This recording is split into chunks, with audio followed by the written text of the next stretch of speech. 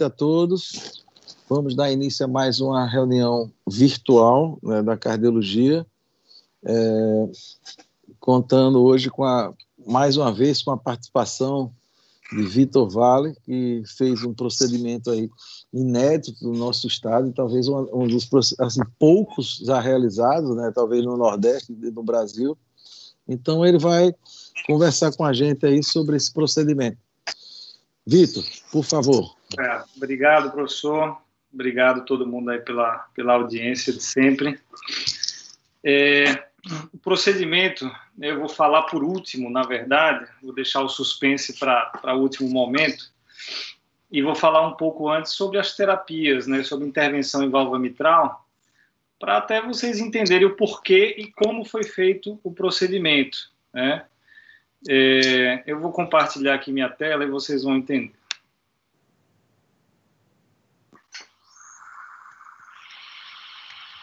Um minuto.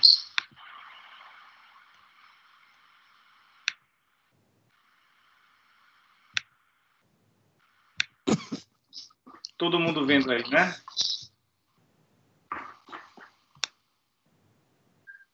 Dá para ver bem. Ok. Então, boa noite. Eu vou falar para vocês aqui na reunião magna sobre algumas, né, intervenções complexas aí em válvula mitral. Eu falo algumas porque realmente, quando a gente fala em válvula mitral hoje em dia, o que tem se desenvolvido aí, né, principalmente no tratamento percutâneo da válvula mitral, é uma infinidade de dispositivos, entendeu? Realmente o céu é o limite, como vocês estão vendo aí. Temos dispositivos de anuloplastia.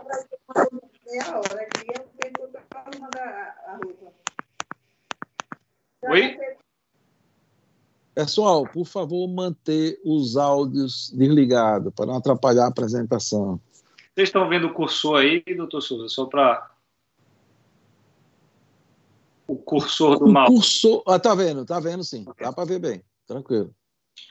Então, nós temos desde dispositivos de reparo percutâneo, que é o MitraClip, né, e o Pascal, que é um dispositivo que imita aí o MitraClip, só é de fornecedores diferentes aí, que tem o objetivo de unir, né, as duas comissuras valvares mitrais para poder reduzir uma insuficiência mitral, dispositivos de anuloplastia através do seio coronariano para tentar reduzir o ânulo mitral e reduzindo assim a insuficiência. Isso dispositivos totalmente percutâneos. Tem alguns dispositivos transapicais que mexem nas cordas tendíneas da válvula mitral. E nós temos a troca, né, o implante transcatéter aí, que é o implante percutâneo da válvula mitral, né, que nós vamos focar a apresentação de hoje nesse implante percutâneo aí de válvula mitral, semelhante à nossa tão conhecida TAV, né, que seria o implante na posição aórtica, né? Nós vamos falar do implante na posição mitral, que traz uma série de desafios, né? Existem 3 cenários aí que nós podemos fazer o implante percutâneo da válvula mitral. Um cenário de uma prótese biológica, né, degenerada, né, que a gente chama esse procedimento de valve in valve, ou seja, a gente vai colocar uma válvula nova dentro de uma válvula, né, uma prótese já degenerada, né? Necessariamente a prótese tem que ser biológica, a prótese mecânica, né, metálica, a gente não consegue fazer esse procedimento, tá? Nós podemos fazer esse procedimento em um anel degenerado, né, quando o paciente é submetido a uma anuloplastia cirúrgica, esse anel ele oferece um suporte para a gente chama esse procedimento de valve in ring, né, ou seja, uma válvula dentro de um anel. E existe ainda o cenário que a gente chama de MEC, né, que seria Mitral Annulus Calcification, né, a abreviação é MEC, que seria de um anel mitral extremamente calcificado, né, como vocês veem aqui na foto, né, calcificação exuberante da válvula mitral, e esse procedimento se chama valve in MEC. Então, assim, são esses 3 cenários que a gente pode fazer o implante percutâneo da válvula mitral, porque diferentemente da estenose aórtica, né, que é uma estenose degenerativa do idoso, ou seja, uma estenose calcífica, né, a válvula mitral, principalmente a insuficiência mitral, né, a válvula tem muito pouco cálcio, né, e nós da hemodinâmica precisamos de cálcio ou de algum arcabouço para poder ancorar uma válvula. Então, por isso que somente nessas 3 situações de uma prótese, já com o arcabouço dessa prótese, um anel já com esse arcabouço, ou uma situação de cálcio importante, né, na posição mitral. E a experiência inicial, né, nesses 3 cenários mostrou, aqui observando a mortalidade em 30 dias, né, que quando a gente faz o procedimento de valve in valve, ou seja, dentro de uma prótese degenerada biológica, os resultados são melhores do que, por exemplo, quando a gente faz um valve in MEC, ou seja, naquele anel calcificado. Então, o valve in valve é que tem os melhores desfechos clínicos dos estudos, certo? Nesse estudo específico, que é esse registro TVT aqui dos Estados Unidos, o procedimento de valve in valve mitral foi realizado percutaneamente em 50% dos casos, né, por via transeptal, os outros 50% foram por via transapical, ou seja, perfurando ali o ápice do ventrículo esquerdo, né, no centro cirúrgico, então é diferente do que a gente faz na hemodinâmica, e a gente observa ainda uma mortalidade alta em 30 dias, né, de 8,1% no valve in valve e até 21, 22% no valve in MEC, né. Esses 3 procedimentos, né, nesses 3 cenários, a gente consegue, né, melhorar a classe funcional dos pacientes. Vocês vejam aqui na esquerda, né, isso é pré-procedimento, a maioria dos pacientes aqui está em laranja ou vermelho, em classe funcional 3 ou 4. Né? E pós-procedimento, né, nos 30 dias aí de follow-up, a maioria dos pacientes está em classe funcional 1 e 2, mesmo no valve in MEC, que tem piores resultados. Mas mesmo assim, é para a gente fixar que o valve in valve é onde nós temos os melhores desfechos aí, né, e o valve in MEC ainda é um desafio, né, reservado aí para casos de exceção, onde a paciente não tem a mínima condição cirúrgica e vai ter uma mortalidade elevada aí se permanecer sem fazer nenhum tipo de terapêutica. Então, nós vamos focar, né, a aula de hoje, né, do implante percutâneo de válvula mitral para o cenário de valve in valve mitral, ou seja, quando o paciente tem uma prótese biológica mitral, essa prótese tem disfunção, e aí nós vamos implantar uma nova prótese na posição mitral por dentro da antiga, tá certo? Qual que é o racional, né, para a gente fazer o valve in valve mitral? O racional é basicamente o desse gráfico aqui. Vocês vejam aqui na linha em azul, né, que a mortalidade aqui operatória de uma cirurgia mitral, de uma primeira cirurgia, né, gira em torno de 5 a 6%. Mas quando já é uma segunda operação, né, uma redo, né, troca de válvula mitral, essa mortalidade salta aqui para quase 15, 14%. Então, assim, 12 mil pacientes, que foi esse registro aqui, analisou, né, a reoperação mitral tem uma elevada mortalidade, e uma mortalidade, inclusive, operatória, né, ali nas primeiras horas após a cirurgia. E isso faz a gente pensar, né, quantas cirurgias o paciente vai ter depois da primeira válvula, né? Olhando aqui nesse mesmo estudo, a mortalidade em 30 dias, nós vemos que para uma primeira cirurgia, um primeiro procedimento mitral, ela gira em torno de 6,5%. Já se for um segundo procedimento, né, vocês vejam que ela praticamente dobra. Então, não é brincadeira a gente reintervir cirurgicamente na válvula mitral, né? Tem que fazer uma atriotomia, né? Circulação extracorpórea, não é brincadeira. Então, assim, ainda falando sobre o racional do porquê a gente pensar no procedimento de válvula em válvula mitral, se você indicar uma troca valval mitral para algum paciente, né, na grande, imensa maioria dos casos, a opção vai ser com uma prótese biológica, né, e não mecânica. Inclusive, hoje em dia, muitos pacientes jovens também estão recebendo próteses biológicas. E, inevitavelmente, o que vai acontecer com essa prótese? Ela vai degenerar, ela vai entrar em disfunção. Pode ser uma disfunção mais precoce, alguns anos, pode ser uma disfunção um pouco mais tardia, né? Quanto mais idoso o paciente recebe a prótese biológica, maior tempo ela dura, né? Esse é o conceito que nós temos. Mas, frente a uma disfunção da prótese biológica, né, até agora, até então, né, o padrão ouro é você trocar novamente essa prótese, né, fazer uma nova cirurgia, uma segunda cirurgia de troca de válvula mitral. E como eu mostrei para vocês, essa reoperação tem 2 vezes maior mortalidade do que a primeira cirurgia, né, o paciente precisa saber disso. Ela engloba aí uma morbidade importante também pela circulação extracorpórea, pela esternotomia, né, e e pelo próprio procedimento valvar mesmo, né, de cortar o miocárdio e tudo. E os preditores de mortalidade nesses casos, né, são a idade, né, a classe funcional que o paciente está no pré-operatório, se tem hipertensão pulmonar importante e quantas trocas de válvula mitral a pessoa já fez, ou outras cirurgias valvárias, né? Os reumáticos aqui a gente vê muito, né? Os reumáticos fazem 3, 4 cirurgias, né? Começam cedo ali na idade adulta, né? E terminam passando por várias cirurgias ao longo da vida. Mas, observando essa mortalidade, essa morbimortalidade maior, a gente tem que começar a pensar nesse procedimento aqui, né?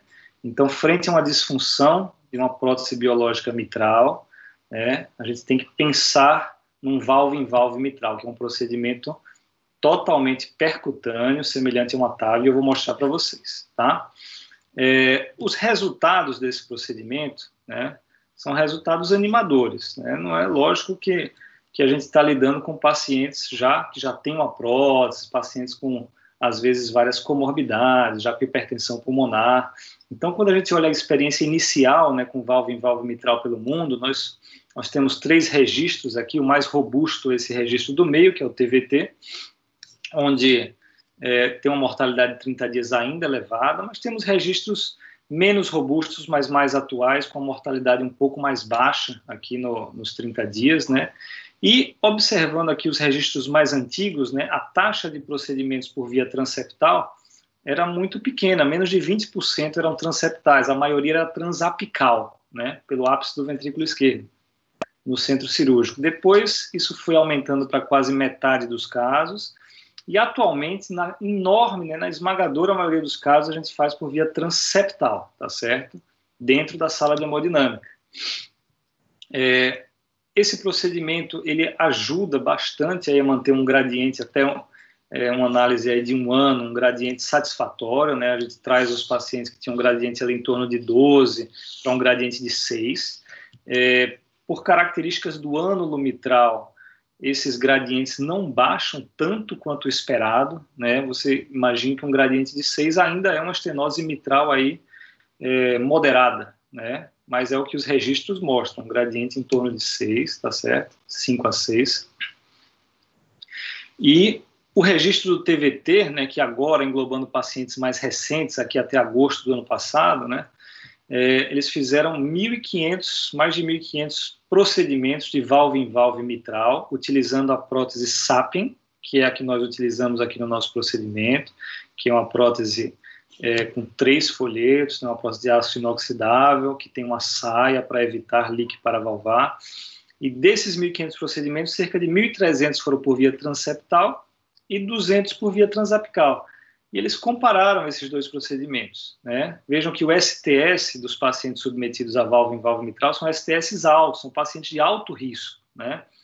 Esse procedimento ainda é reservado para pacientes de alto risco, porque todo procedimento inovador a gente passa por provas, né? Assim como foi com a TAV. A TAV a gente iniciou com pacientes inoperáveis, e hoje a gente está trazendo esse benefício para pacientes de baixo risco. Na válvula mitral, a mesma coisa, a gente vai começar com pacientes de alto risco, né? Ou seja, pacientes que, se fossem para uma cirurgia, né, uma reoperação mitral, teriam uma chance de morrer em 30 dias aí em torno de 11%, né? Isso aqui é o STS. Pacientes com predomínio de estenose ou de disfunção dupla aí da bioprótese mitral, fração de ejeção preservada e um gradiente médio em torno de 12, né, nesse registro. E vejam vocês que a mortalidade do procedimento, né, quando comparada com a mortalidade predita pelo STS, a gente tem uma redução aí, uma mortalidade observada, né, 55% menor do que a predita. Então, assim, é um procedimento realmente animador, né? E que a gente não tem uma comparação direta com a cirurgia, né? Não existe nenhum trial comparando valve-em-valve mitral percutâneo com uma reoperação cirúrgica, não existe nenhum trial como esse, mas com essas comparações com o STS, a gente observa aí uma mortalidade metade praticamente da predita pelo STS, certo? Quando olhamos a mortalidade aí por todas as causas em 1 ano, nós vemos que os pacientes que fizeram por via transeptal, né, eles tiveram uma menor mortalidade comparado com os pacientes que fizeram pela via transapical. E isso é perfeitamente entendível, né, o porquê, né, a gente consegue entender. né, pela via transapical, ou seja, um acesso cirúrgico, né, mini toracotomia, e o cirurgião faz uma punção do ápice do ventrículo esquerdo para introduzir um trocáter, né, e por esse trocáter aqui, esse introdutor, ele consegue expandir uma válvula igual a nossa, né, percutânea, na posição mitral, tá certo? O que nós fazemos na hemodinâmica, né? Diferente do centro cirúrgico, nós puncionamos uma veia, então a gente não punciona a artéria, a gente punciona a veia femoral e através dela a gente sobe no átrio direito, punciona o septo interatrial e aí a gente acessa a válvula mitral para fazer o implante. Então é um implante totalmente percutâneo. Dá para perceber o porquê dessa diferença, né? Porque totalmente percutâneo a gente punciona uma veia, né? E no transapical você entra por dentro do miocárdio do ventrículo esquerdo. Então, a morbidade relacionada a esse procedimento não tem como não ser maior do que o procedimento transeptal, né? Os gradientes, como eu já tinha falado antes, eles ficam aí em um ano em torno de 6 a 7, entre 5 e 7 aí nos estudos, né? O paciente exibe aí uma melhora da classe funcional importante, independente da via de acesso transeptal ou transapical. A grande maioria dos pacientes vai estar em classe funcional 1 e 2, né? Muito diferente do pré-procedimento. Esses resultados são mantidos em um ano, né? Vejam que o segmento é pequeno também do valvo em valvo mitral, é um procedimento muito recente, tá certo? Mas que nós podemos tirar como conclusão, né, desses registros, né, de que o valvo em valvo mitral é uma alternativa muito atraente, né, para pacientes com falência de prótese biológica mitral e que tem uma anatomia favorável para o implante percutâneo. Eu vou falar o que é essa anatomia favorável para esse implante percutâneo, certo? Acho que essa mensagem tem que ficar. É um procedimento que a gente tem que lembrar quando a gente vê um paciente nosso com falência de bioprótese mitral, tá certo? Ele é um procedimento que tem uma baixa morbidade, né, por ser, na maioria das vezes, somente percutâneo, sem seccionar externo, miocárdio, nada. Ele tem uma mortalidade menor do que a cirúrgica prevista pelos scores de STS, tá certo? E tem uma eficácia comprovada em redução de gradientes, né, em durabilidade da prótese. A prótese é durável, isso já está bem estabelecido pelos registros de estudos de TAV, tá certo? Na posição aórtica, a válvula é a mesma, ela só é montada ao contrário na mitral, né? E completando o nosso racional, né, para fechar aí nosso nicho de pacientes que a gente consegue beneficiar com esse procedimento, se você imaginar uma timeline, aí uma linha aí ao longo dos anos, né, do nosso paciente, né, nós vamos ver aí que quanto maior a idade, maior o risco para qualquer tipo de procedimento, né? Quanto maior a idade, maior o risco do nosso paciente. Se nós imaginarmos aí que nosso paciente teve uma primeira troca de válvula mitral aí aos 50 anos de idade, paciente reumático, uma ruptura de cordoária por prolapso, ele trocou a válvula mitral dele aos 50 anos. Vamos imaginar aí que uns 12 anos depois ele precisou fazer a segunda cirurgia de troca de válvula mitral. Já uma cirurgia aqui aos 62 anos, um risco um pouco maior, um paciente já idoso, né? Essa prótese vai ter uma durabilidade também. Então, lá próximo dos 80, esse paciente vai ser submetido a uma terceira cirurgia de troca valvar mitral, com quase 80 anos, provavelmente já com hipertensão pulmonar, um miocárdio pouco complacente, né? Então, assim, a gente imaginar que isso vai acontecer, né? A gente tem que ter uma janela de oportunidade aqui, que eu enxergo essa janela de oportunidade para o valvo em valvo mitral percutâneo, pacientes um pouco mais idosos, acima de 70 anos, né, que estejam aí na segunda ou terceira troca valvar mitral, né, com uma perspectiva de fazer uma segunda ou terceira troca valvar mitral, e são pacientes de um risco já maior, tá certo? Eu acho que esse é o racional para o nosso tipo de procedimento aqui na hemodinâmica. Quando indicar, né, para os nossos pacientes aí o valvo em valvo mitral? Pacientes que tenham disfunção de bioprótese mitral e alto risco cirúrgico pelo STS, tá certo? Lógico que o alto risco cirúrgico seria um STS maior do que 8%, certo? Mas nós vemos, às vezes, que o paciente com risco cirúrgico moderado, ou seja, de 4% a 8% do STS, ele já é um paciente frágil. Às vezes é um paciente de mais de 85, 88 anos, né, que pelo score de risco ele não é de alto risco, mas ele já é um idoso frágil que a gente sabe que não vai aguentar uma cirurgia, uma nova cirurgia cardíaca, né? Então, Essa seria a nossa indicação.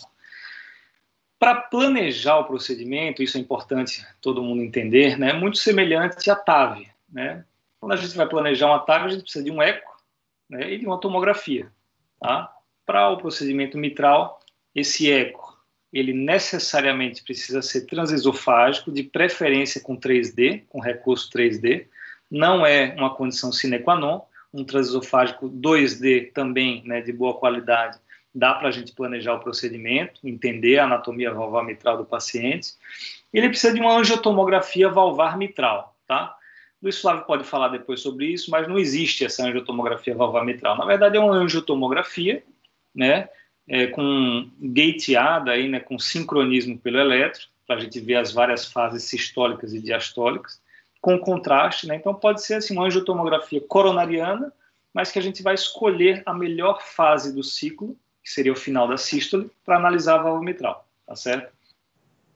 O que nós queremos ver no ecocardiograma de um paciente aí que já tem uma prótese mitral, né, e que a gente suspeita de uma disfunção aí, estamos programando um procedimento de válvula em válvula mitral.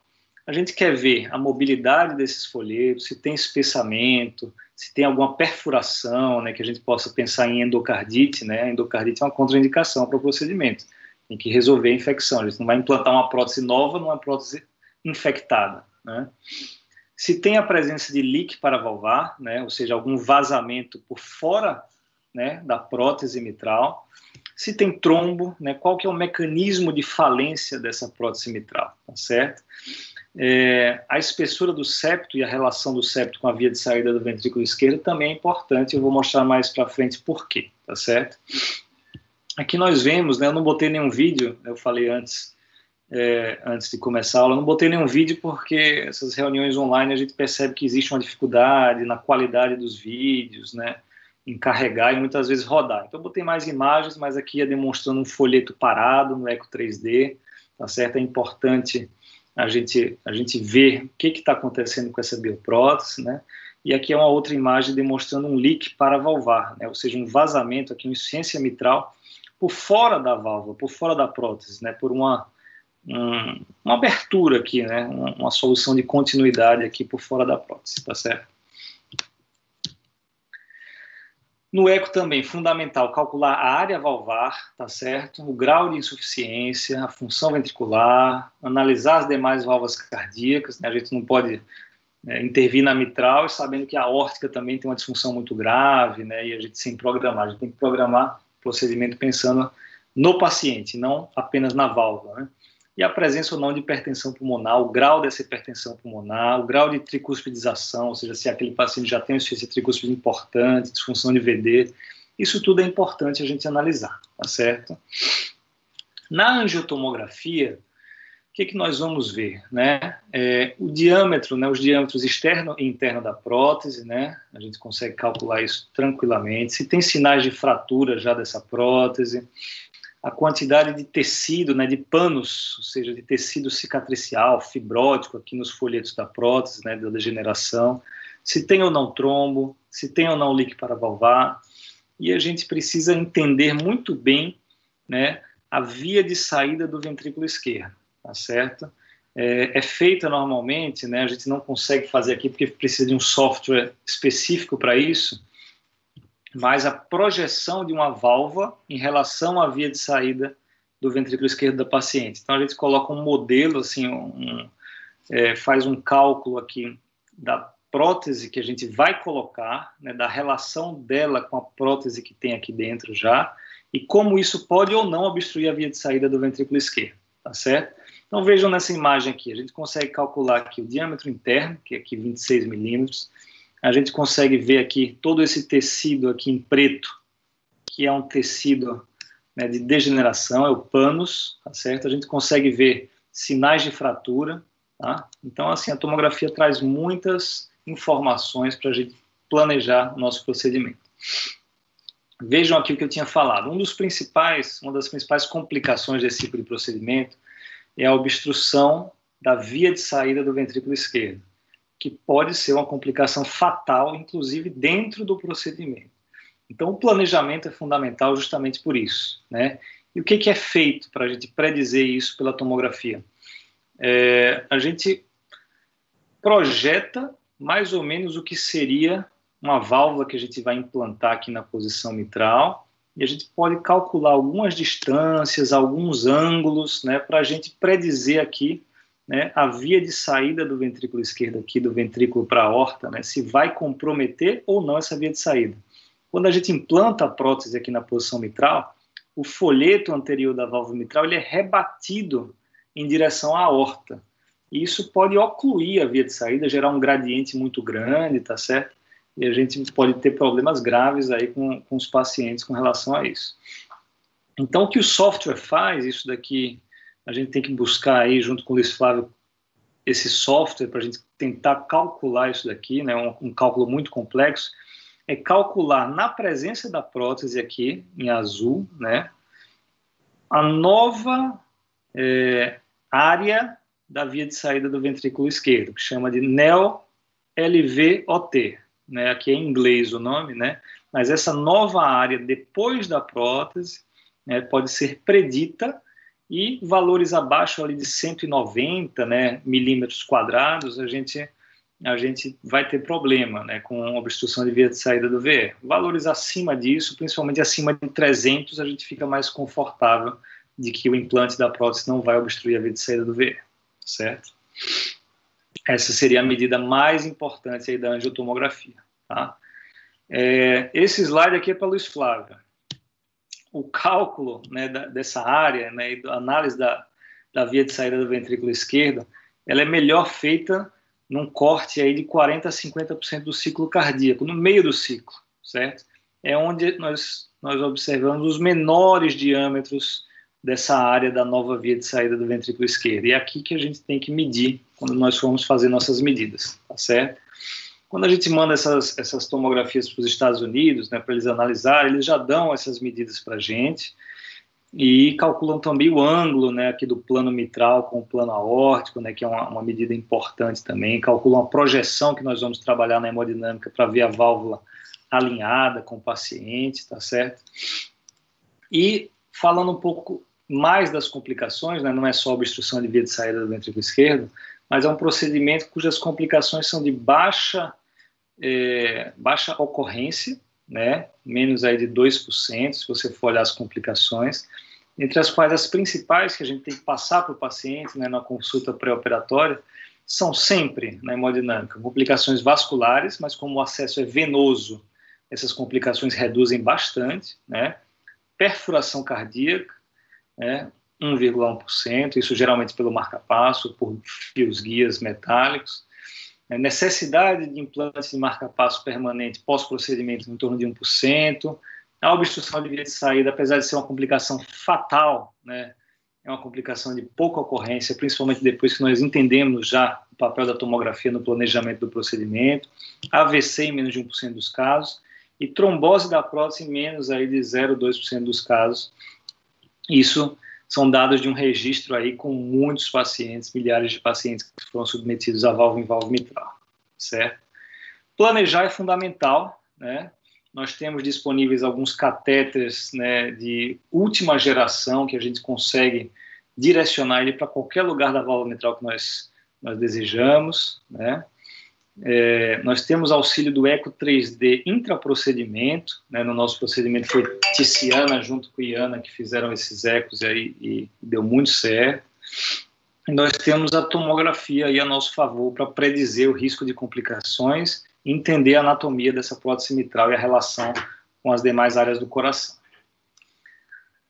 Falando um pouquinho mais da obstrução, né, dessa complicação tão temida, né? Ela é muito temida porque quando ela acontece, ou seja, aqui em vermelho nós temos aqui quando acontece essa obstrução, a mortalidade já dentro do procedimento é 1/3 dos casos. Então 1/3 já fica na sala, né? A gente não consegue levar para lugar nenhum. O que a gente pode tentar fazer nos casos que acontece alguma obstrução é alcoolizar o septo. E aí eu vou falar para vocês mais na frente o que acontece. Os estudos mostram, né, para a gente predizer essa complicação, né, o dado mais fidedigno é aquela área que eu mostrei a vocês, que a gente simula o implante da prótese que a gente vai colocar na tomografia e calcula a área que sobra da via de saída do ventrículo esquerdo. Na curva ROC é a curva que mais se aproxima aqui da unidade, então é o que melhor prediz essa complicação, certo? A distância do anel mitral ao septo interventricular também tem uma boa correlação, mas a medida também é um pouco difícil de ser feita. E tem outros índices aí que não tem uma boa correlação, né, com essa complicação, certo? Vejam aqui esse exemplo, né, só para vocês entenderem a relação do septo com a via de saída do ventrículo esquerdo, né, e ao procedimento.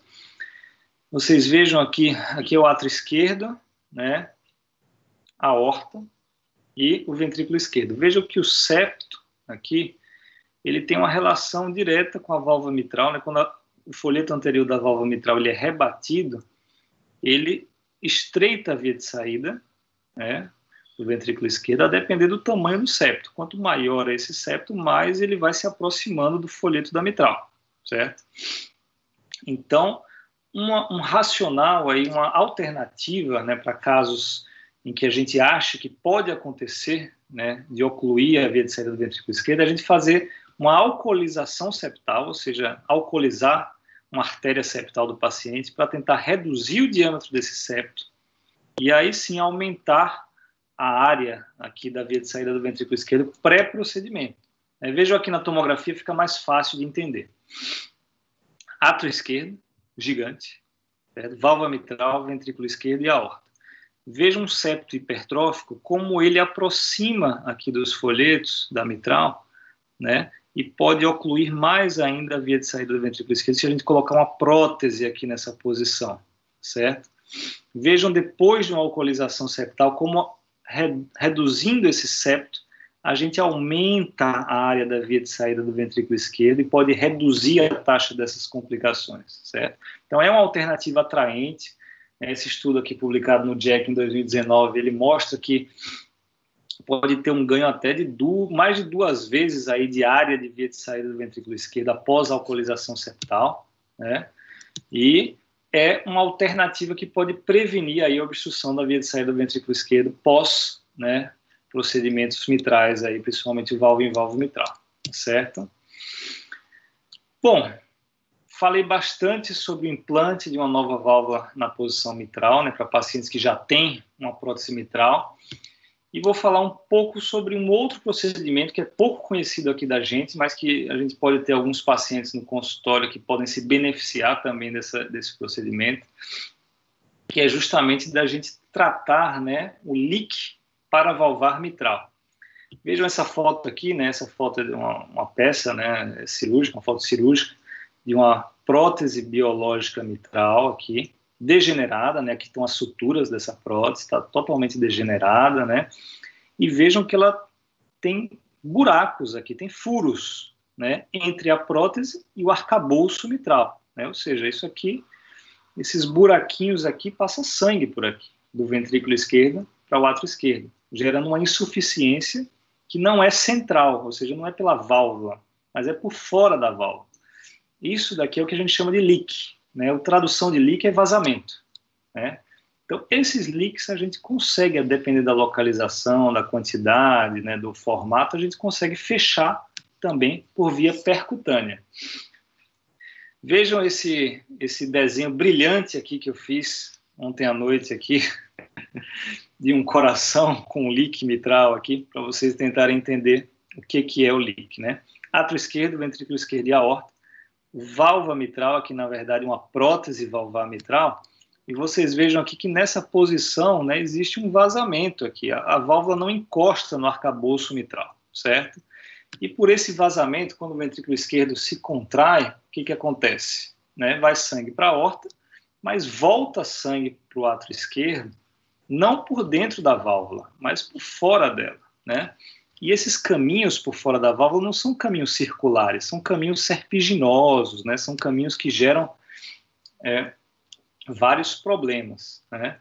Então, assim, leak, né? O que é leak? É vazamento. E vazamento nunca é bom ter um, né? Então, assim, quando a gente tem um vazamento em casa, a gente fica preocupado. Imagine numa válvula cardíaca, né? A gente fica preocupadíssimo. Então, assim, leak não é uma coisa natural, a gente tem que pensar em fechar, principalmente pelas duas maiores complicações desse leak, que é justamente hipertensão venocapilar pulmonar, né? O que é isso? É congestão pulmonar, insuficiência mitral importante por esse leak, e hemólise, porque é um fluxo de alta velocidade, né, entrando por um caminho serpinginoso, né, tortuoso aqui para atingir o átrio esquerdo. Então isso gera muita hemólise, tá certo? O que nós podemos fazer para fechar esse leak percutaneamente? Tá? Se o paciente não for um candidato cirúrgico, né, de tirar a prótese valvar e colocar uma nova e costurar tudo novamente, se esse paciente não for um candidato cirúrgico, nós podemos pegar um plug vascular, né, como esses que vocês estão vendo aqui, existem vários tipos, aí por via percutânea a gente consegue colocar ele aqui e fechar o vazamento, fechar o leak.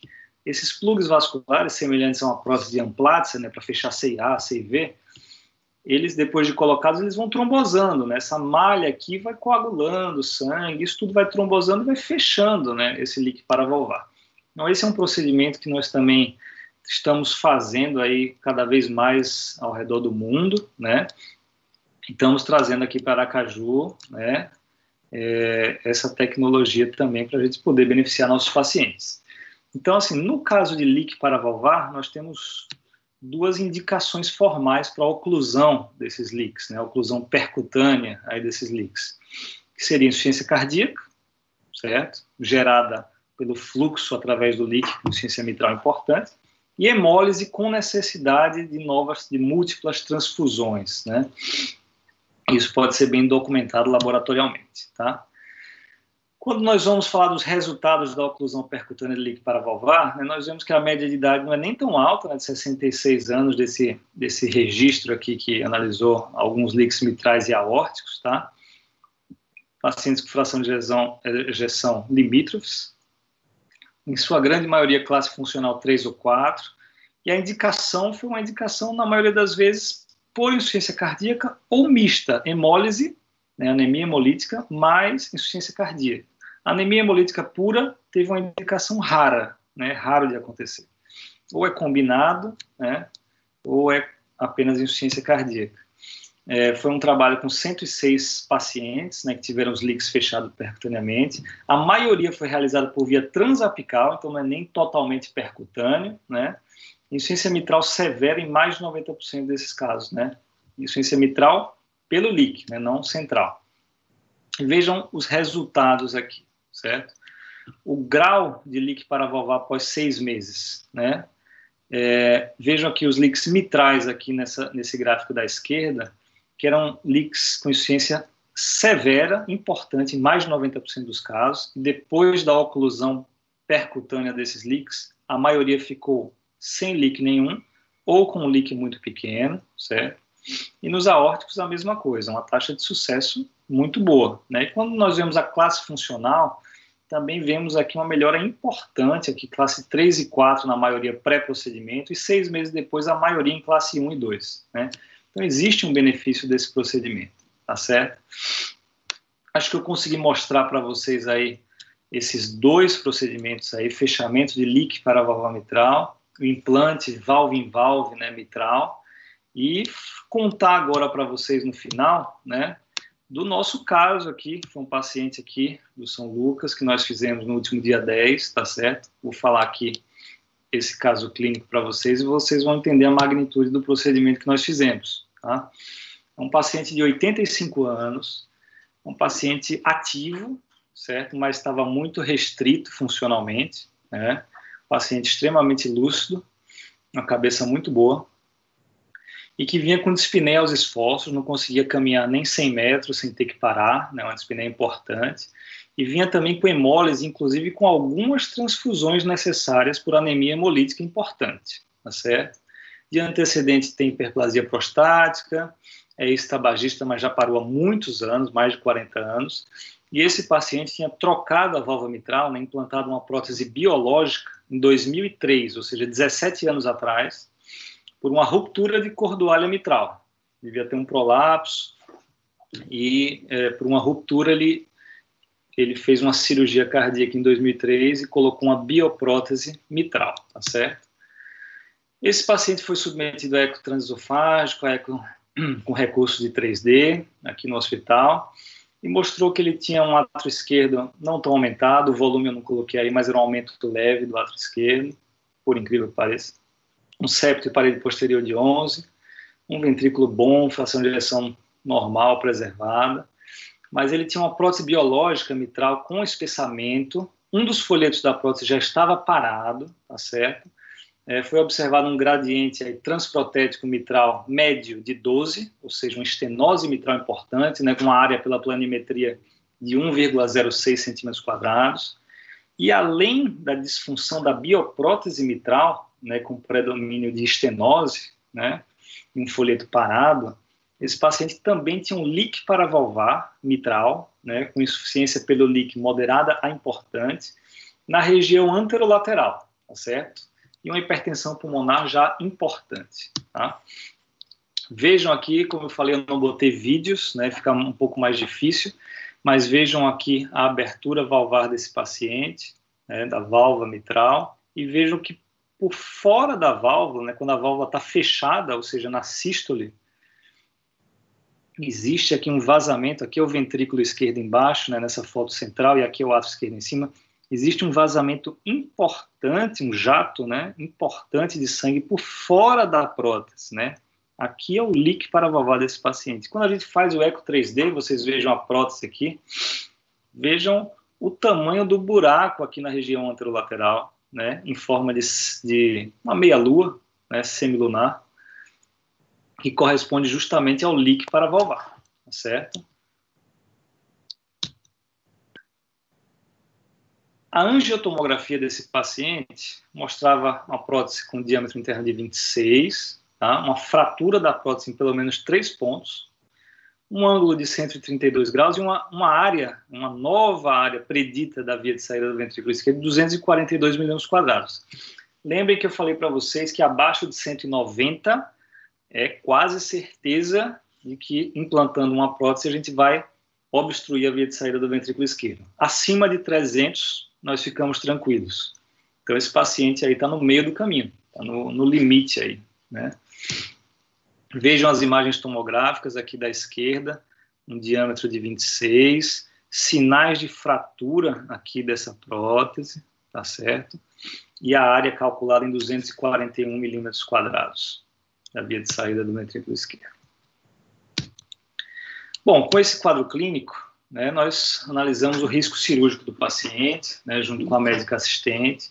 Esse paciente tinha um risco moderado, né, 5,5% no STS, né, esse é o risco da mortalidade em 30 dias, mas é um idoso frágil, né, existe um risco de morbimortalidade importante com a reoperação, ele tem 85 anos, tem comorbidades, e em decisão compartilhada com a médica assistente, com o paciente, familiares, a gente optou, né, por realizar o tratamento percutâneo, né, tanto da válvula mitral quanto do fechamento do leak paravalvar. E assim fizemos, tá certo? O eco pré-procedimento, aqui já é o intraprocedimento, né, no paciente já anestesiado na sala de hemodinâmica, foi medido mais ou menos o leak, tá certo? Visto que realmente se tratava de um leak com um jato importante. Aqui no 3D Live você consegue ver, aqui com a válvula aberta, né? E aqui com a válvula fechada, vazando bastante aqui para essa região anterolateral. O leak aqui parecia até já ter piorado com relação ao eco basal do paciente, né? Isso nós descobrimos no intraprocedimento, né? O passo a passo do procedimento, vocês vão ver agora, a gente entra pela veia femoral do paciente, vai até o átrio direito, aqui estamos no átrio direito, nessa foto aqui da esquerda. Nós temos que puncionar o septo interatrial para atingir o átrio esquerdo e aí ter acesso à válvula mitral. A punção do septo a gente faz na região posterior e inferior, certo? É a melhor região para puncionar o septo para uma terapia, aí um implante de válvula mitral. Então aqui nós temos a aorta, nós temos a tenda feita pela agulha da punção transeptal, está muito próxima da aorta aqui, então está muito anterior. nós depois fomos girando essa agulha transeptal até uma posição mais posterior, e no bicaval, fugindo da veia cava superior, ou seja, uma punção mais inferior e posterior, certo? Depois de puncionado o septo, nós ganhamos acesso aqui até o átrio esquerdo. Vejam, o procedimento é inteiro guiado por eco, certo? Vejam aqui na foto da esquerda o catéter passando do átrio direito para o átrio esquerdo. No 3D Live, nós conseguimos ver esse catéter mudando de posição, né, para tentar atingir o leak, né? A proposta era primeiro fechar o leak para depois tratar a válvula. Vejam como o catéter a gente consegue manusear ele para direcionar para o buraco, né, para o leak paravalvar. Aqui na imagem da direita vocês têm a prótese mitral, aqui o anel protético mitral nessa posição, e vejam que o catéter está ultrapassando por fora do anel, ou seja, pelo vazamento mesmo, e a gente ganha aqui o ventrículo esquerdo com esse catéter. Com o catéter em posição, né, nós começamos a liberar aqueles plugs vasculares que eu falei para vocês, e no caso desse paciente, nós liberamos o primeiro plug, né, não liberamos, né, deixamos ele posicionado aqui, o primeiro plug, dentro do leak paravalvar, e reacessamos o quanto que ainda vazava, né, e o vazamento desse leak ainda era importante, né? Mesmo com o plug posicionado, vocês vejam aqui esse plug, ainda tinha um leak importante, né, para valvar, e aí nós fomos tentando preencher esse leak com outros plugs, tá? Ao todo nós liberamos 3 plugs, né, de diâmetros diferentes, né? Dá para ver bem aqui no 3D os 3 plugs preenchendo a maior região do leak, mas ainda vazava bastante para uma região um pouco mais posterior da válvula, certo? Ainda era uma insuficiência moderada importante para valvar. Então, nós optamos nesse momento, né, depois do terceiro plug vascular, nós optamos por tentar, já que a válvula estava fraturada, ou seja, o anel valvar tinha sinais de fratura, a gente optou por implantar a prótese, né, fazer o valve-em-valve mitral, ou seja, uma prótese por dentro da outra, para tentar expandir ao máximo esse anel mitral e fechar aquele leak, aquele vazamento por expansão, né, da prótese, e não por novos plugs, né? Então, o procedimento agora por dentro da válvula, né, aqui vocês viram que os plugs já estão aqui por fora no leak paravalvar, mas agora nós ultrapassamos a válvula por dentro dela, tá certo? Colocamos os fios guias do ventrículo esquerdo, do átrio esquerdo do ventrículo esquerdo, dilatamos o septo interatrial para abrir espaço para a gente passar essa válvula, né, que é a SAPIEN 3. Ela vai ultrapassar o septo interatrial e a gente posiciona ela na posição mitral por dentro da prótese antiga, certo? Aqui é o passo a passo da liberação, uma liberação muito calma, né, com marca-passo a 180 batimentos por minuto para estabilizar essa prótese. A gente vai posicionando ela ao longo da insuflação do balão. E aqui do lado direito já é a prótese implantada, né, na posição mitral, por dentro da prótese antiga do paciente, com os 3 plugs vasculares. Ou seja, o tratamento já está completo aqui. E aí, analisando aqui o leak depois do procedimento, né, depois que a gente implantou e expandiu bem essa válvula, vejam essa imagem central aqui, como o leak é pequeno, certo? É muito pequeno. Então, teve uma redução importante do leak paravalvar, ficou um leak mínimo, uma redução importante do gradiente médio transmitral, aí ficou em torno de 3 milímetros de mercúrio, né, até menor do que os estudos. Fica, né, uma CIA residual. Por quê? Porque a gente dilata esse septo, a gente punciona ele e dilata ele para passar a válvula. Então, a CIA sempre fica. Os registros mostram que existe uma necessidade de fechar essa CIA percutaneamente em menos de 5% dos casos. Essa CIA ela vai reepitelizar, né, ao longo aí de 3 a 6 meses. E o paciente tolera bem essa CIA, até por ele ter uma hipertensão pulmonar importante, né, isso até serve como uma válvula de escape para ele. E nesse paciente nós tivemos um gradiente de via de saída do ventrículo esquerdo em torno de 11 milímetros de mercúrio, completamente aceitável, tá? O paciente saiu bem. Aqui é o resultado angiográfico aqui final, né? A válvula nova dentro da antiga, os 3 plugs, né? Aqui é um corte transversal aí, uma visão oblíqua esquerda caudal, mostrando os 3 plugs preenchendo aqui o vazamento e a prótese bem expandida, né? Foi um procedimento que durou 3 horas e há relatos aqui pelo registro mitral nosso que eu digo brasileiro, né? Desse ter sido o 3º caso do Brasil a fazer o tratamento combinado aí do leak e do valve-in-valve mitral, né? Então, assim, a gente ficou muito feliz com o resultado, com a inovação do procedimento. Tivemos um convidado aqui que veio fazer o procedimento com a gente, que é o Fábio Sandoli, Dr. Fábio Sandoli, lá do Sírio-Libanês, lá do INCOR. Tem muita experiência em mitral, sem ele não teria sido possível a gente fazer esse procedimento, né? E estamos aqui, pelo adiantado da hora, aberto a discussões. Obrigado aí todo mundo. Parabéns, Vitor.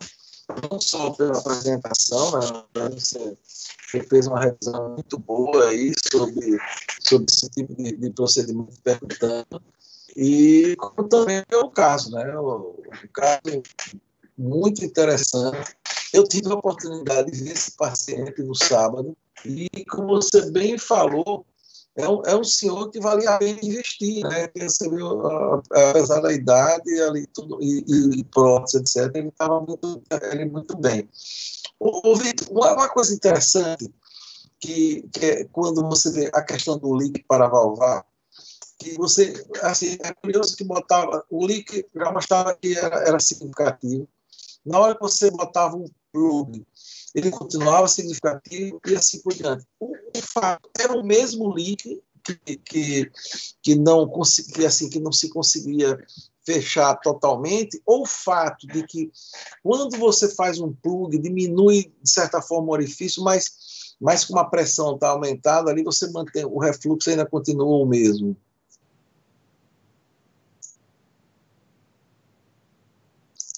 Vitor, seu microfone está desligado. Uma boa pergunta aí, doutor Souza. Porque quando a gente faz análise pelo 3D, a gente viu que tinha um leak anterolateral que ocupava ali em torno de 15% da circunferência valvar, certo? E a gente pensou que com no máximo 2 plugs a gente fosse ocluir esse leak. Mas quando a gente foi colocando, o leak foi mantendo-se, né? E a gente ficou se questionando se eram vários leaks. E quando a gente ia fechando o maior, né, o mais visível, os outros iam sobressaindo, né, por uma pressão mais aumentada através deles, ou se era uma coisa só. E nós chegamos à conclusão que era uma coisa só. Existia um lago maior naquela região anterolateral, realmente era um buraco maior, mas embaixo, na região mais posterior, tinha uma fenda que não dava para ver muito bem no 3D, não era um lago tão grande, mas era uma fendazinha. E como era uma fenda pequena, né, mais extensa, a gente concluiu que se expandisse a válvula, a gente conseguiria fechar essa fenda. E foi o que aconteceu. Realmente, depois que expandiu a válvula, essa fenda fechou, né? A minha pergunta vai nessa linha também. Por exemplo, se você coloca a válvula antes, você poderia, com a expansão, diminuir eventualmente o leak. Mas será que ele estaria devidamente ocluído? Então, entendeu? Porque você poderia ter uma falsa ideia de oclusão e depois ele voltar a aparecer, e o leak é uma insuficiência mitral, né? Só não muda o plano da insuficiência, mas é uma insuficiência. Exato. Se a gente tivesse implantado a válvula primeiro, eu acho que o leak dessa fenda mais posterior teria sido ocluído. Mas aquele grande lago em forma de semilua anterolateral com certeza não teria sido ocluído. E para a gente colocar os plugs vasculares depois de implantada a válvula nova, tecnicamente fica muito mais complicado. Então, por isso que a decisão, em geral, é sempre primeiro tentar tratar o leak e depois implantar a válvula, com questão técnica mesmo. Ok, tá a pergunta. Augusto, pois não? E aí, Vitor, parabéns aí, rapaz. Olha, eu Valeu. fico pensando no seguinte, o indivíduo faz residência de clínica médica, vê o indivíduo se queixar de dor na barriga, depois fica interpretando qual é o diagnóstico diferencial da cefaleia, e depois vai para um mundo desse, né? Realmente a gente fica impressionado. Vocês estão fazendo praticamente tudo e cada vez mais próximo da cirurgia, né? Diria que assim, a especialidade de vocês agora, ela virou uma especialidade muito mais cirúrgica, técnica, mão, né, do que, digamos, fisiopatologia, farmacologia, etc. E eu fiquei pensando, quando você mostrou aquela válvula redundante que obstrui a via de saída, que você faz uma especulação de que talvez a alcoolização septal seria um procedimento. Se me dissessem que vocês iam fazer isso há 20 anos atrás, eu diria que vocês estavam mentindo, que isso era um admirável mundo novo. Você vê a possibilidade de se pescar essa válvula redundante hoje, de eventualmente você ter dispositivos, de você pescar lá, você cortar e ir lá e retirar isso ainda dentro do coração? Porque hoje, assim, a robótica, vídeo, etc., pinças, existe uma série de procedimentos. Eu acho que a alcoolização nunca foi um procedimento que vingou muito na cardiologia, mesmo na miocardiopatia hipertrófica. Nunca a gente teve ela como uma alternativa, né? Ainda o padrão ouro é a miomectomia. O que é que você acha? Para onde é que você vê que está inimaginável o avanço nessa área? O que eu vejo, Zé, duas coisas. Primeiro, a alcoolização não vingou, né? Apesar de ser eficaz em reduzir gradiente, ela não vingou porque a área de fibrose que fica depois é grande, né? Isso predispõe a arritmias, a outras coisas, né? Mas ela reduz o gradiente, ela é eficaz em reduzir o gradiente. Então, para esse cenário em que a gente quer reduzir ali a massa muscular, ou seja, reduzir o gradiente ali da via de saída, a alcoolização é uma coisa interessante, né? Lógico, vai ficar cicatriz, vai aumentar a chance de arritmias ventriculares no futuro. Com relação a dispositivos mais tecnológicos para pescar, para reposicionar a válvula, por enquanto não existe. A única coisa que existe é um laço, um catéter laço, que a gente chama de snare, certo? Snare, né? Snare. Um catéter laço que a gente consegue laçar uma ponta da válvula e tentar tracionar ela, tá certo? Mas se você imaginar que a válvula ficou para muito dentro do ventrículo, vamos dizer assim, né? Porque a gente coloca essa válvula, para você ter uma ideia, 10% dela na face atrial e 90% dela na face ventricular, certo? Então ela é muito mais ventricular. E a posição da válvula em si não é o que gera a obstrução da via de saída. O que gera é o folheto antigo da válvula. É esse mesmo, o redundante que fica lá, basculando. Então, assim, a gente reposicionar ela não vai adiantar muito, porque o folheto antigo já está lá, né? A gente pode imaginar assim, que deixando 90% da válvula no ventrículo esquerdo, ela possa embolizar mais até para o ventrículo esquerdo, né? Ficar ali dentro do ventrículo. Mas se você olhar a fisiopatologia ali, a fisiologia da válvula mitral, quando o ventrículo esquerdo contrai, né? Ou seja, na maior pressão daquela cavidade, a válvula mitral está fechada. Então, quando ele contrai, né, a válvula mitral recebe ali uma pressão sistólica e vai empurrando ela para o átrio. Então, na verdade, a chance maior de embolização é atrial, quando a gente fala de válvula mitral.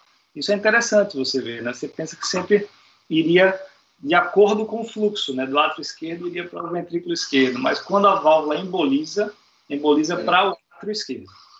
Por esse...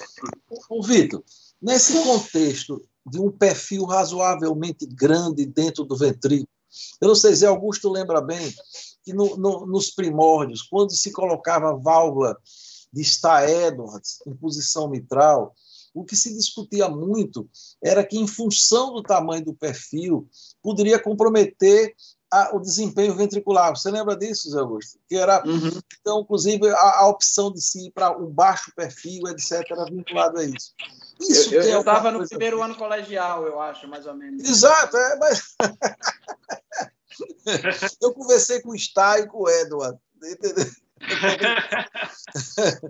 Mas eu não sei, que eu fiquei vendo aí que eu estava pensando nisso e você colocou, porque eu me lembro que eu sei que um dos grandes problemas que tem nessa da mitral é o processo de ancorar, né? Então aí, logicamente, fica 10% no átrio, 90% no ventrículo, e eu depois fiquei vendo se esse processo não teria alguma influência. Eu não sei se existe alguma coisa a esse respeito, sei lá.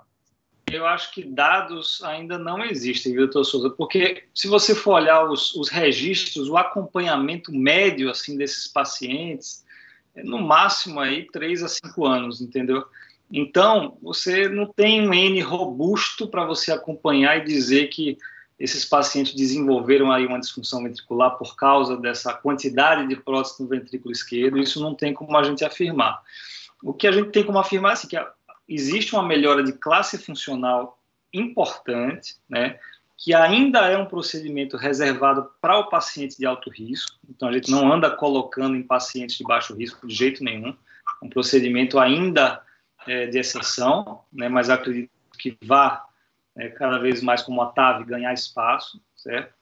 E com relação à prótese na posição mitral, né, a orientação, já antecipando uma possível pergunta, é até a gente deixar o paciente anticoagulado, né, pós-procedimento, diferente da TAV, que a gente deixa antiagregado, né? Então, como é posição mitral, a gente tem deixado, a gente só fez um caso, né, mas a experiência mundial é de deixar anticoagulado. Então, esse paciente, apesar de não ter relato de fibrilação atrial e tinha anemia hemolítica, né, ele ficou anticoagulado com Eliquis, uma hemoglobina estável. Muito bom. Alguém quer fazer alguma pergunta mais, Augusto? Alguma consideração mais? André, Luiz Flávio? Tem notícia do paciente recente, assim. O paciente para casa, né? Ele ficou internado aqui durante a fase hospitalar, ele ficou um pouco congesto no pós-procedimento, né? Ele fechou um balanço positivo de 3 litros, mas quando otimizou diurético ele saiu bem, fez delírio, coisa de idoso, né? Nossos pacientes são idosos. Fez delírio, fez hiponatremia, mas saiu bem do hospital, lúcido, caminhando, normal, tá bem, tá em casa. O Vitor, eu tive a oportunidade de fazer o eco dele no sábado. Exato. E o detalhe é assim, eu praticamente não peguei refluxo nenhum da válvula, entendeu? Você vê que o refluxo que você pegou é mínimo e pelo 3D, pelo eco convencional não peguei. Um discreto refluxo, o fluxo ali transeptal, dava para notar, mas a gente via que era mínimo, entendeu? E o que chamava a atenção é o ato esquerdo relativamente pequeno dele, né? Isso é uma coisa que, é uma coisa tão trabalhada ao longo do tempo, né? Então, o ato esquerdo pequeno. Roberto. Verdade. Vitor, não quero atrapalhar o sanduíche aí de Dr. Zé Augusto, mas... Pô, eu tava com fome vendo Zé Augusto comendo. Eu não sei se é sanduíche ou é acarajé, mas... Rapaz, olha, falar a verdade, é um sushi. A nossa presidente, doutora Érica, me arrumou uma aula agora de 8 às 9 horas. Eu tenho que ficar aqui no consultório para dar essa aula para a Secretaria de Saúde. Então, é um temaki, na verdade. É um temaki. Nem acarajé, nem sanduíche. Ô, Vitor, parabéns, cara. O procedimento foi realmente assim, inovador, né? E foi, assim, o desfecho do doente foi muito, muito bom. E a gente teve a oportunidade de acompanhar juntos nessa saída. No terceiro dia, praticamente o paciente já estava andando 300 metros sem nenhum grau de dispneia, né? Ele teve alta do hospital andando da ala D até a capela sem dispneia, né? Saiu bem bom, assim, bem da cabeça, né? Sem delírio. Todo mundo ficou de parabéns, desde a indicação do procedimento até o procedimento em si, né? Foi legal. Só uma dúvida, né, com relação a esses pacientes anticoagulados, a gente tem discutido com o Fábio Sandoli, né? Não existe, eu fui depois catar na literatura sobre quanto tempo a gente anticoagula. Muitas vezes, esses pacientes mitrais, eles já têm FA, então fica fácil a gente deixar anticoagulado ad eternum. Mas esse paciente que tem um átrio pequeno, em que ele não tinha FA, ele não desenvolveu, né, no FA pós, né, eu acabei tentando catalogar o quanto a gente tinha de evidência para deixar ele anticoagulado, na experiência da hemodinâmica em si. Qual que é o tempo médio desse paciente, ou esse paciente ficará possivelmente anticoagulado ad eternum? Nesse caso específico, se fosse só a válvula, né, se tivesse sido só a válvula, talvez de 3 a 6 meses, né, como antigamente nas mitrais biológicas se fazia, né, uma anticoagulação aí até se faz ainda em alguns serviços, né, 3 a 6 meses de anticoagulação pós-implante. Mas no caso dele, né, se a gente pensar, ele tem 4 corpos estranhos ali na posição mitral, né? Ele tem 3 plugs vasculares, né, que tem uma face atrial e uma face ventricular, e tem a válvula, né? Então, assim, se as condições clínicas dele não mudarem, ou seja, se ele não desenvolver uma insuficiência renal, aumentar muito o RAS-bleed dele, eu deixaria ele anticoagulado aí indefinidamente. Maravilha, concordo realmente. Eu também acho que isso deve ser a conduta. Ô, Pito, uma coisa interessante, porque na fase inicial da sua apresentação, eu tive algumas dificuldades. Ele tinha muitos sintomas, porque o que a gente observa é o seguinte: esses atos esquerdos pequenos, geralmente eles são poucos complacentes.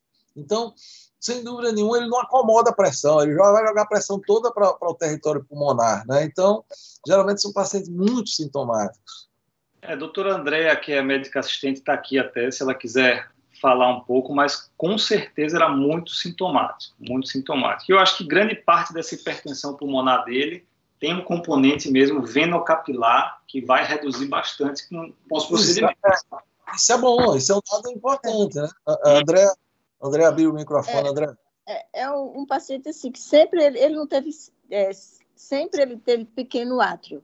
Agora, na evolução, ele pegou esse momento de pandemia, essa discussão desse procedimento já vinha desde o ano passado, ele via com o quadro que a gente, na época, discutiu com o Roberto, nos ajudou bastante nessa ocasião, que ainda não estava tão definido, e na evolução ele começou a aumentar a pressão pulmonar. Inicialmente ele tinha até uma pressão inicial em 2017 de 36, foi para 43, 56, 72, 78 de pressão de pulmonar, mantendo o átrio em si de 26 inicial, 37, 32, 41 no de agosto de 2019.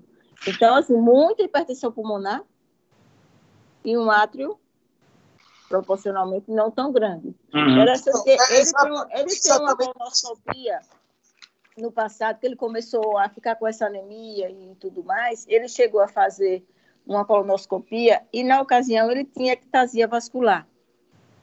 A primeira transfusão dele, né? Não se viu pontos sangrantes naquele momento, mas se questionou, ainda não estava muito definido, ele tinha, na época, a insuficiência não era tão grande, mas é isso aí, o caso foi muito bem conduzido, agradeço a todos da equipe, né,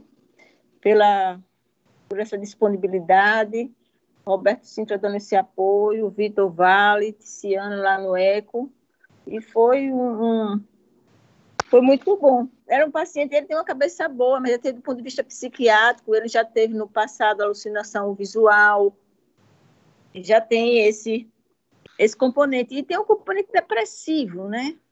Ele tem um componente depressivo, no arrastado, emocionalmente falando. Mas, graças a Deus, foi tudo bem. Né? Agradeço a todos. Joia.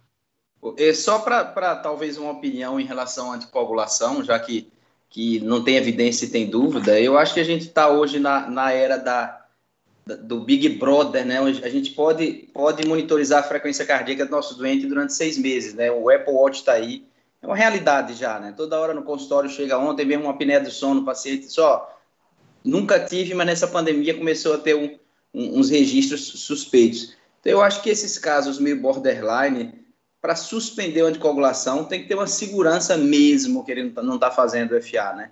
Então eu acho que é esgotar todo o nosso arsenal, seja Holter, seja Apple Watch, monitorização, que vai ter vários outros dispositivos. Uma prótese, né, 85 anos, um átrio já doente, uma prótese com plug, etc.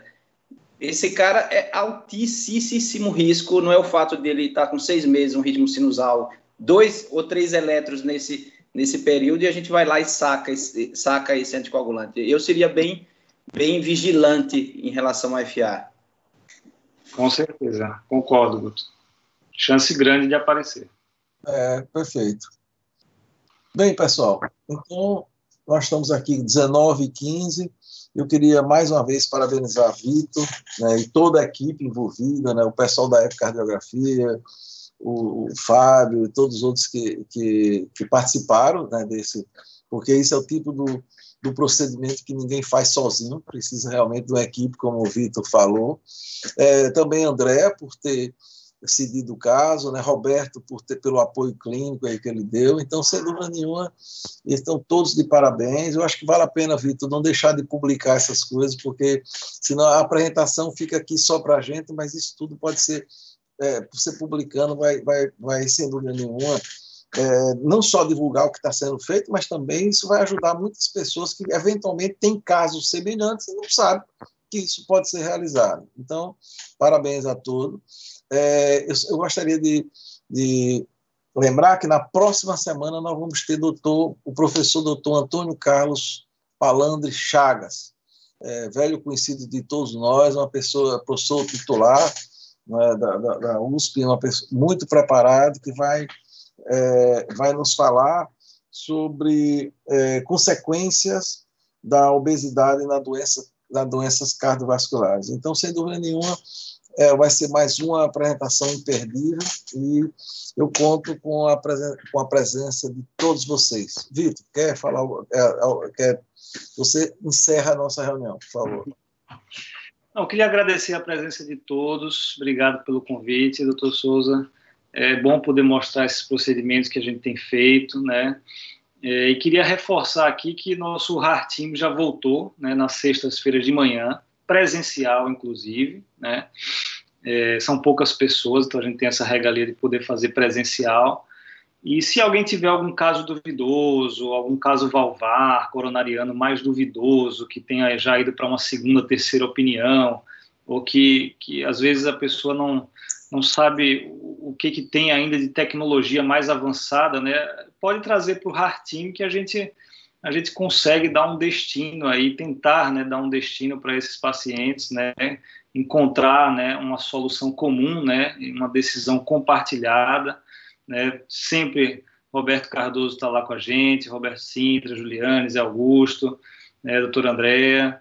Então, assim, sempre a gente tem, Luiz Flávio, né, sempre temos várias subespecialidades dentro da cardiologia, e a gente consegue discutir bem, assim, né, esses pacientes mais complexos. Acho que vale a pena a lembrança. Uma boa noite aí a todos. Beleza. Então, até mais. Beleza. Até mais. Obrigado. Parabéns, tchau, pessoal. Parabéns.